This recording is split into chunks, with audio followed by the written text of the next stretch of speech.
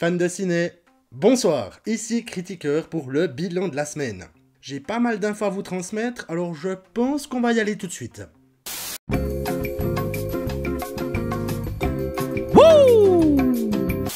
Cette semaine, le second épisode de la série Moon Knight a débarqué sur Disney+.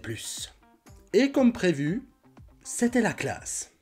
Je vous mets une alerte spoiler si vous ne voulez rien savoir de cet épisode, et si vous souhaitez passer les prochaines minutes, rendez-vous à ce timecode. Dans cet épisode, on retrouve Steven et son colocataire mental Mark Spector, mercenaire surnaturel de son état. Steven se retrouve confronté à des forces qui le dépassent et est obligé de laisser Mark prendre le contrôle afin de s'en sortir, devenant ainsi le super-héros du titre. Nous avons notamment une baston bien sentie contre une créature surnaturelle, un dialogue extrêmement bien fichu entre Steven et Arthur, le pas gentil de l'histoire, et l'arrivée d'un nouveau personnage et pas des moindres, Layla, qui s'avère être la femme de Mark. À ce titre, il y a une scène en particulier que j'ai trouvée extrêmement intéressante, c'est celle où Layla et Steven se retrouvent dans l'appartement de celui-ci, et la jeune femme lui explique la situation, et là on retrouve Steven qui est complètement paumé, à l'instar du spectateur. Donc j'ai trouvé extrêmement intéressant comment cette série arrivait à transposer l'émotion du personnage à celui qui regarde la série, et que nous on se retrouve tout autant paumé que Steven, sans pour autant nous prendre pour des cons, et ça j'ai trouvé que c'était extrêmement bien fichu. Vivement la sortie du 3e épisode, et si vous n'avez toujours pas commencé le visionnage de cette série, bah allez-y. L'info pas utile. Cette semaine, dans Koh-Lanta, Jean-Philippe a dû abandonner pour des raisons médicales. Stéphanie est revenue, a tiré 2 fois la boule noire, et s'est à nouveau fait virer de l'aventure. C'est con, hein? C'était L'info pas utile.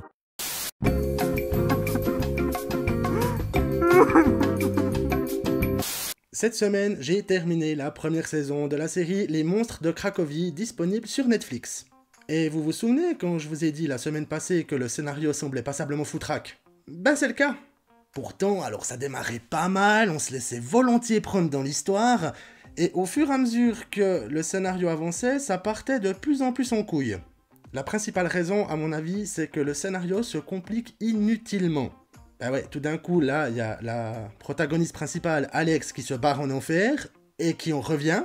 Non mais sérieusement, elle se prend pour Kratos, la miss? Elle serait la réincarnation d'une divinité protectrice qui serait intimement liée à son histoire de famille. Et tout ça s'est emballé dans une confrontation entre le bien et le mal, pour empêcher que les vilains pas beaux y viennent sur Terre et détruisent tout. Le dernier épisode mélange situation malaisante pour les protagonistes, ben ouais, aller faire les zonzons au milieu de la foule en poussant des grognements, ça fait bizarre. Victoire des forces du bien, cela dit, le dieu du mal surpuissant, il se fait buter en 2 secondes et demie, et révélation finale du retour d'un personnage disparu précédemment. Mais tout à fait honnêtement, on s'en bat les couilles.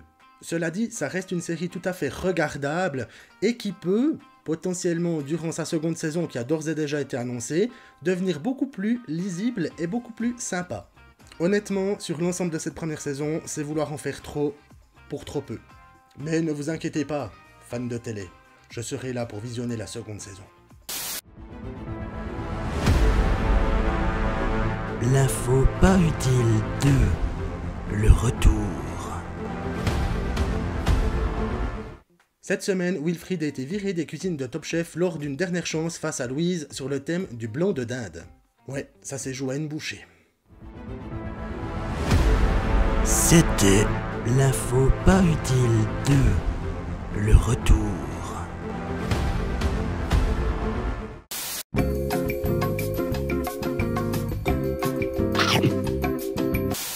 J'en ai souvent entendu parler et cette semaine j'ai eu l'occasion de le voir. Il s'agit du film Bone Tomahawk, réalisé par S. Craig Zahler, sorti en 2015. C'est un film que l'on retrouve la plupart du temps dans la catégorie horrifique. Donc je me suis dit que j'allais quand même le visionner une fois. Ce western suit le shérif Hunt qui s'en va avec sa petite équipe pour délivrer 2 personnes qui ont été kidnappées par une tribu d'indiens cannibales. Alors dit comme ça paraît con, mais faut avouer que sur les 2h15 de métrage, on se laisse volontiers embarquer dans l'histoire. Le tout se suit comme un bon vieux western jusqu'à ce qu'on comprenne dans la dernière partie pourquoi on l'a trouvé sous le terme horrifique. Non, franchement, si vous aimez pas les scènes qui sont violentes, regardez pas ce film parce que la dernière partie, vous allez pas vous en remettre. Avec un gros casting, on a quand même Kurt Russell, Patrick Wilson, Matthew Fox, Richard Jenkins et Lily Simons, entre autres. Une histoire traditionnelle mais bien maîtrisée, et une dernière partie mélangeant habilement La Colline à des yeux avec le genre western. C'est un métrage qui vaut clairement le visionnage pour les amateurs du genre. Et ce mélange vaut nettement mieux que celui d'un western avec des aliens. Coucou, c'est moi, Coco Ciné. Salut les kékés, c'est Coco Ciné.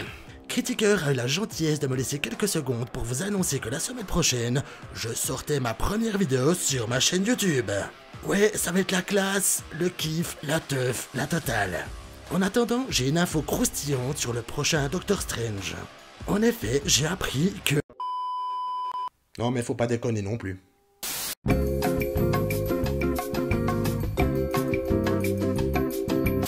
Cette semaine, j'ai vu la bande-annonce du film Choose or Die qui sera disponible sur Netflix le 15 avril prochain. Alors, vous le savez comme moi, fan de ciné, il ne faut pas se fier à une bande-annonce, mais là, quand même, ça paraît pas mal.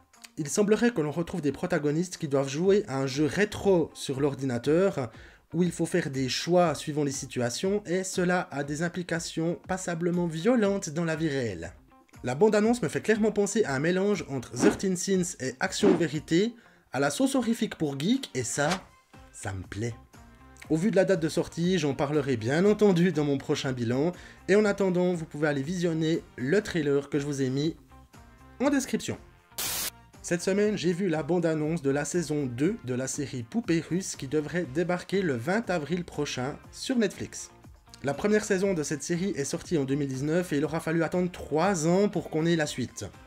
3 putains d'années pour qu'on ait la suite! Et tout ça à cause du bordel qu'il y a eu ces 2 dernières années. L'histoire suit Nadia coincée dans une boucle temporelle, revivant sans cesse sa soirée d'anniversaire avant de décéder et de recommencer. C'est une série qui est absolument fantastique, qui est extrêmement drôle, avec une protagoniste principale interprétée par Natasha Lyonne, qui est juste incroyable.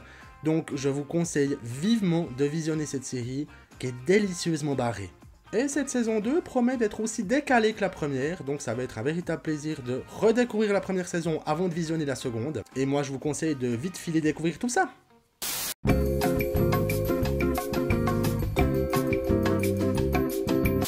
Et voilà, fans de ciné, c'est tout pour cette semaine. Merci d'avoir regardé cette vidéo. Bienvenue aux nouveaux abonnés et merci à ceux déjà présents. On se retrouve très vite pour de nouvelles aventures ciné et télé. Sur ce, bon courage pour lundi, excellente semaine à vous et bien entendu, bon visionnage.